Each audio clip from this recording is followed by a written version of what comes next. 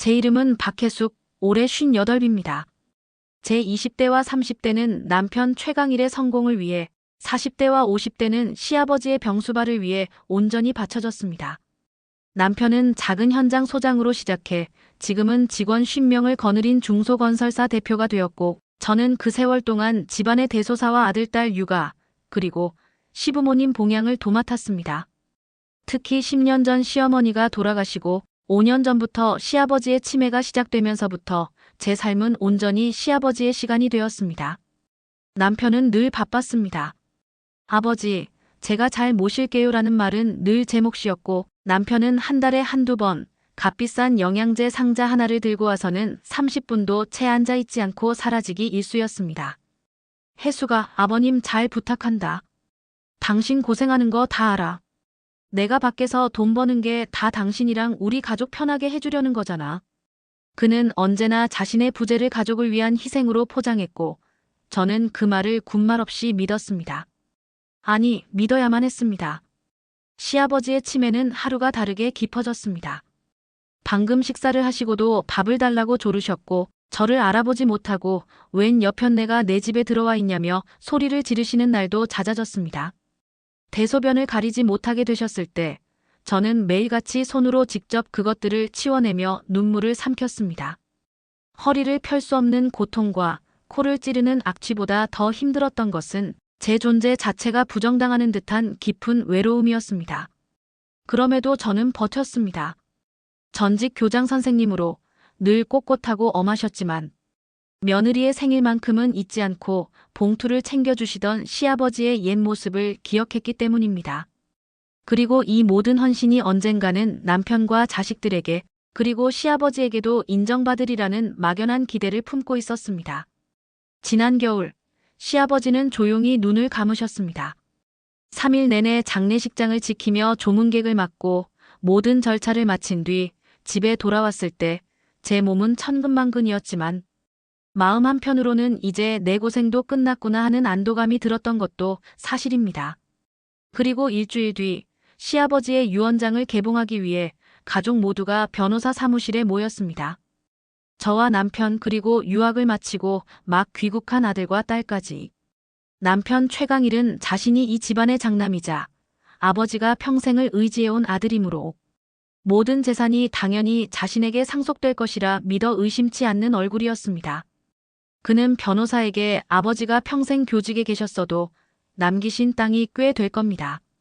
강남의 아파트 한 채와 상가 건물, 그리고 경기도 땅까지 합치면 100억은 좋게 넘을 텐데 상속세 문제가 좀 복잡하겠군요라며 김칫국부터 마시고 있었습니다. 변호사가 안경을 고쳤으며 엄숙한 목소리로 유언장을 읽어내려가기 시작했습니다.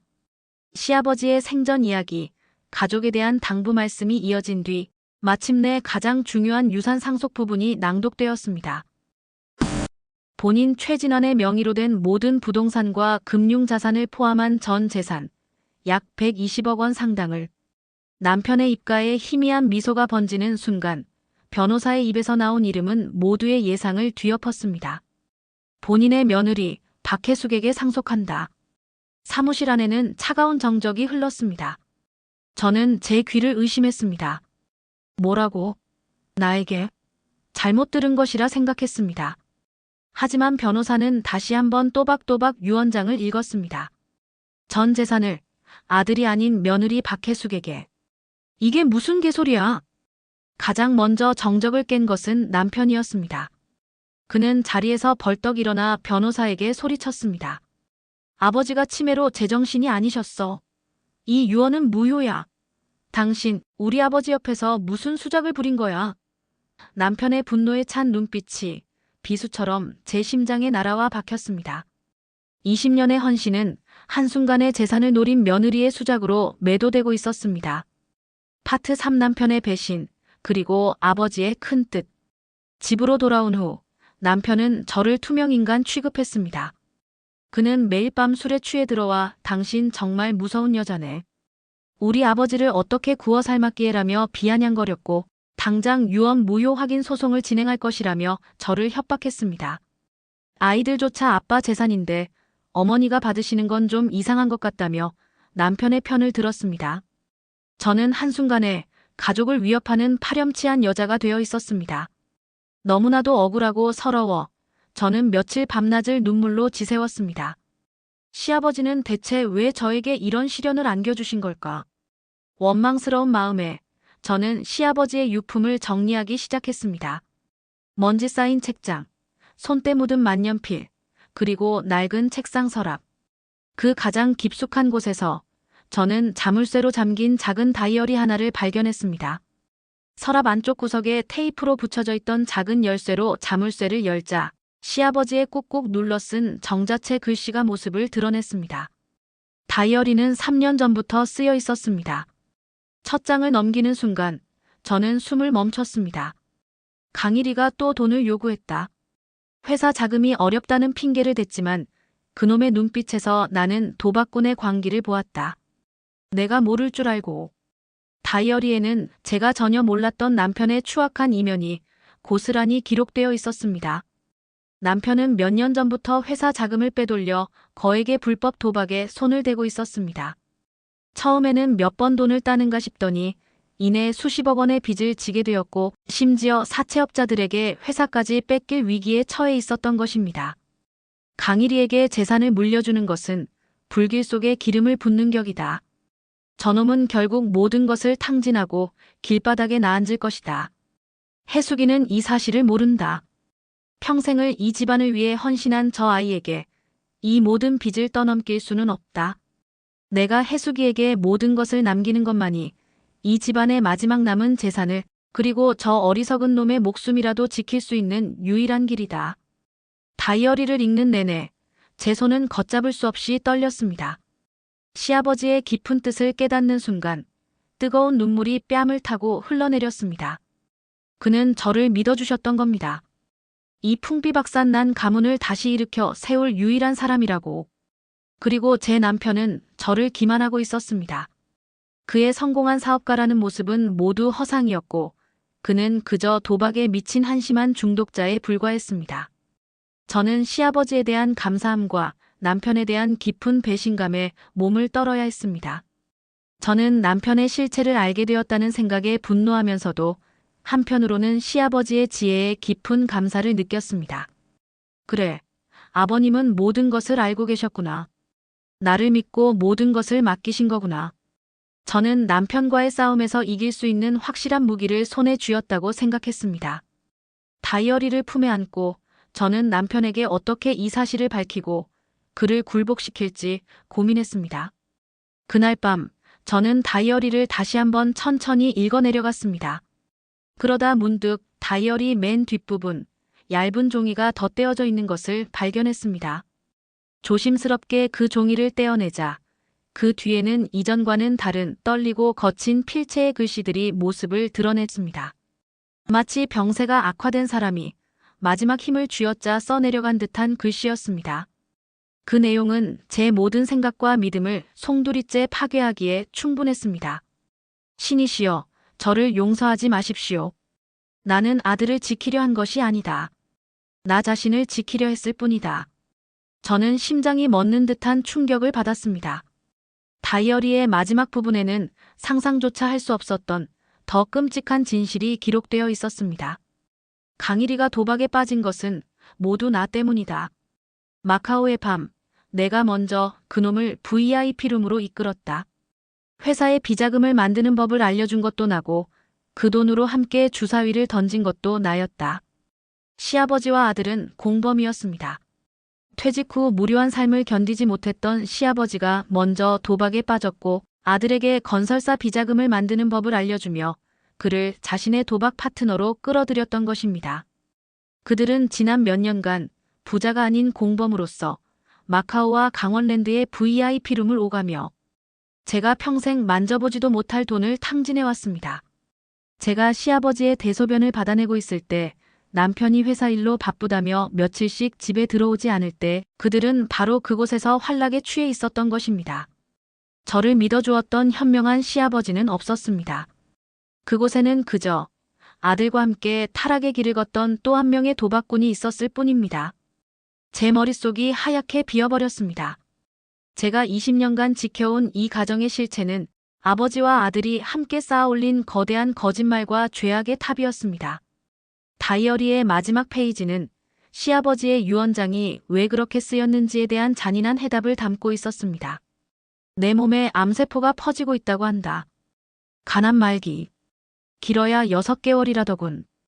평생을 교장으로 누군가를 가르치고 훈계하며 살아왔는데 내 마지막은 어찌 이리도 추악한가. 내가 죽고 나면 모든 것이 드러날 것이다. 최강일 대표와 그의 아버지가 함께 회사 돈을 빼돌려 도박을 했다는 사실이 알려지면 우리 집안은 끝이다. 평생을 쌓아온 내 명예, 내 자식들의 앞날, 모든 것이 한순간에 무너져 내릴 것이다. 그의 글은 절망과 공포로 가득 차 있었습니다. 그는 자신의 죽음보다 죽음 이후에 밝혀질 집안의 수치를 더 두려워하고 있었습니다. 그리고 그 공포는 그를 악마로 만들었습니다. 방법은 하나뿐이다. 모든 죄는 강일이 혼자 뒤집어 써야 한다.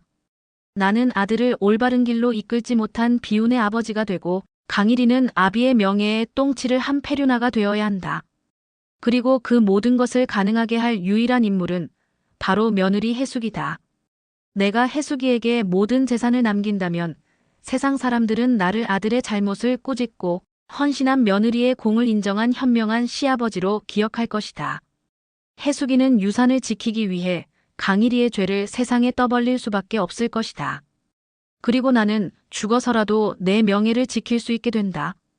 저는 다이어리를 덮었습니다. 온몸에 소름이 돋았습니다. 시아버지는 저를 믿었던 것이 아니었습니다. 저를 이용한 것이었습니다. 자신의 마지막 명예를 지키기 위한 도구로 아들의 죄를 세상에 폭로할 확성기로 저를 선택했던 것입니다. 그의 마지막 유언장은 아들을 향한 마지막 배신이자 며느리인 저에게 던진 마지막 도박이었습니다. 그는 죽는 순간까지도 가장 이기적이고 잔인한 도박사였습니다. 모든 진실을 알게 된 후 저는 며칠 동안 방 밖으로 나가지 않았습니다. 남편은 제가 유언장 문제로 상심이 커서 그런 줄로만 알고 방문 앞에서 해수가 소송은 안 할게. 당신이 원하는 대로 해. 대신 문 좀 열어봐라며 가증스러운 위로를 건넸습니다. 저는 마침내 결심을 하고 방문을 열었습니다. 제 눈은 더 이상 슬픔에 젖어 있지 않았습니다. 모든 감정이 사라진 차갑고 텅 빈 눈이었습니다. 남편은 제 앞에 앉아 여전히 자신이 피해자인 양 굴었습니다. 아버지도 참 무심하시지. 어떻게 아들인 나한테는 한 푼도 안 남기시고 당신한테 다 줬다고 내가 당신을 미워할까봐 그래. 아니야, 해수가. 나는 당신만 있으면 돼. 저는 그의 말을 가만히 듣고 있다가 아주 조용히 입을 열었습니다. 마카오의 그 호텔 좋았어요? MGM 그랜드 호텔 VIP 스위트룸이라던데. 제 말에 남편의 얼굴이 순간 굳어졌습니다. 그게 무슨 소리야? 아버님은 바카라를 좋아하셨나 봐요. 당신은 블랙잭을 더 좋아했다면서요? 룰렛으로 3억을 날린 날 아버님한테 엄청나게 혼났다고 다이어리에 적혀 있던데. 맞아요. 남편의 얼굴이 하얗게 질려갔습니다. 그는 말을 더듬으며 자리에서 일어났습니다. 당신 그걸 어떻게 알았냐고요? 아버님이 전부 다 알려주셨어요. 당신이 얼마나 한심한 도박꾼인지, 그리고 당신 아버지는 당신보다 얼마나 더 지독한 도박꾼이었는지. 저는 자리에서 일어나 남편의 뺨을 제 평생의 힘을 다해 내리쳤습니다. 짝 하는 소리와 함께 그의 얼굴에 선명한 손자국이 남았습니다.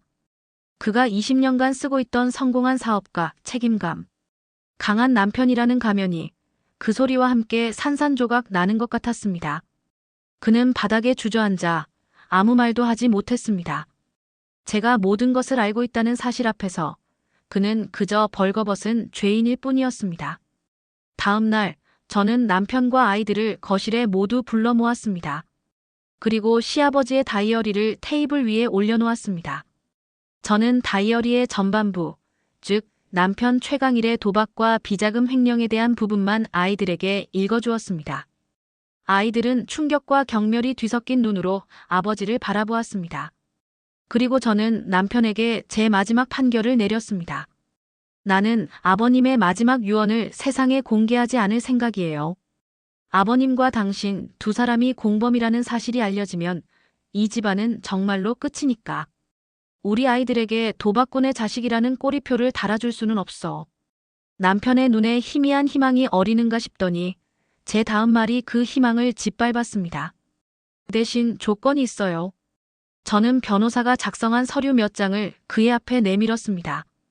첫째, 당신은 오늘부로 회사 대표직에서 물러나세요.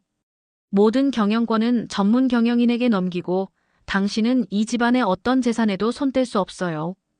둘째, 당장 도박 중독 치료센터에 등록해서 1년간 입원 치료를 받으세요. 셋째, 앞으로 당신의 모든 생활은 내가 주는 용돈으로만 가능해요. 당신은 더 이상 이 집의 가장이 아니야. 내가 허락한 감옥 안에서 내 감시를 받으며 살아가게 될 거야. 그것은 이혼보다 더 잔인한 형벌이었습니다. 그는 사회적 명예와 경제적 자유, 그리고 가장으로서의 모든 권위를 박탈당했습니다. 그는 아무런 반박도 하지 못한 채 그저 고개를 숙이고 서류에 도장을 찍었습니다. 저는 이제 더 이상 누군가의 아내, 누군가의 며느리로 살지 않습니다. 120억 원이라는 거대한 유산은 제 20년의 헌신에 대한 보상이 아니었습니다. 그것은 시아버지가 제게 떠넘긴 저주이자 동시에 제게 새로운 인생을 살 수 있는 기회를 주었습니다. 저는 이제 이 거대한 재산의 주인이자 이 망가진 가정의 유일한 결정권자입니다. 남편이었던 남자는 제가 만든 보이지 않는 감옥 속에서 평생을 속죄하며 살아가게 될 것입니다. 그것이 제가 그들의 끔찍한 배신에 내리는 가장 완벽하고도 차가운 심판입니다.